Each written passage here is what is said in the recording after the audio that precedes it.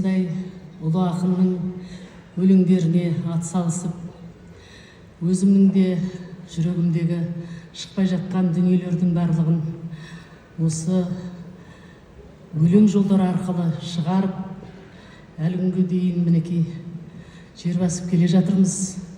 Рухани азық үлкен түсінген адамға енді мен айтпай ақ қояйын, бұл жерде бәріңіз өте жақсы көргесін келіп отырсыздар ғой. Ұлы атамызды жатқан жері жайлы болсын, топырағы торқа болсын. Ән жазған Әбүйірбек Тінәлиев. Бұл әнді айтқаныма да мінекей 92 жылы бастап едім, осы күнге дейін келе жатыр. Қабыл алыңыздар, жаңа өздеріңіз айғайлап сұрағаннан кейін, я айтсам айта салайшы деп тұрмын енді. Фариза, Фариза жан, Фаризамыз.